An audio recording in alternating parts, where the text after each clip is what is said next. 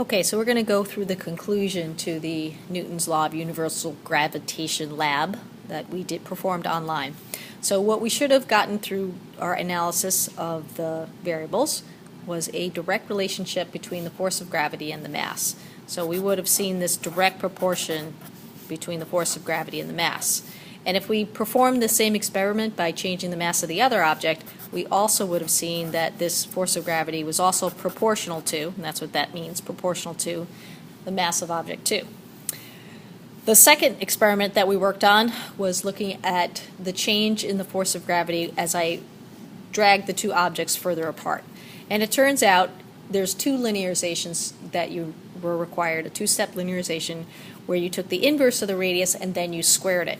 Mathematically, you can invert the force of gravity, but if I want to find a relationship between the force of gravity and these variables, it makes the most sense to just leave that one alone and do it all to your independent variable.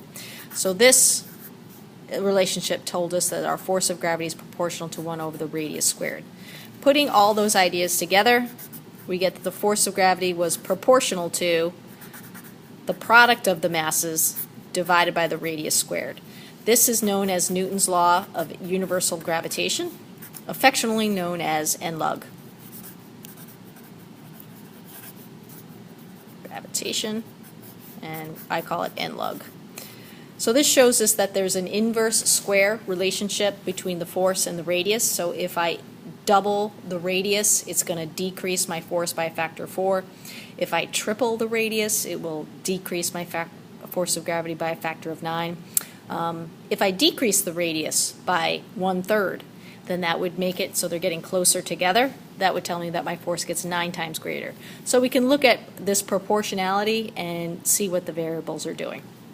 So that's Newton's laws of universal gravitation.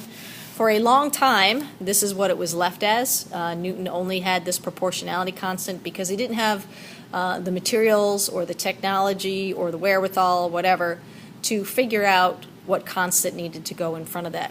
So it turns out later, about 100 years later, a man named Henry Cavendish did this very meticulous experiment where he determined that this constant, which is called the universal gravitation constant, was the factor that made this an equality.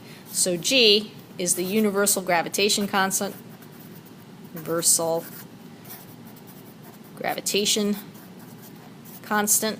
It is good anywhere in the universe, and it's equal to 6.67 times 10 to the minus 11 Newton meter squared per kilogram squared.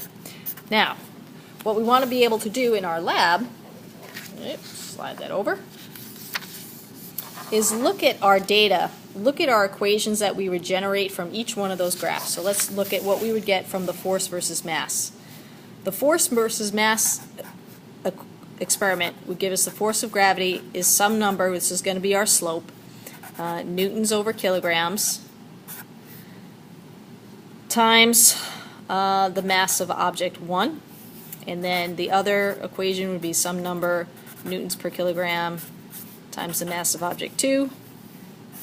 So if we combine these together, we would get that the force of gravity was equal to some constant times the mass, either one, mass 1, m2. So if we did this experiment, it would be m1.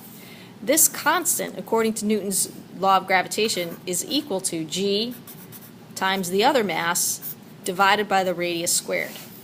So if I were to look at my data, force of gravity versus m1, that slope should be equal to g m2 r2. So if you recorded the values of your constants, the value of the other object, as well as the separation between the two, you could experimentally determine what that value of g is and then do a percent error on it. Okay? Similarly, if we look at the second experiment where we did the force of gravity and we got 1 over the radius squared, we had that the force of gravity was equal to some number, our slope, run over the radius squared. This number is g times the product of the masses.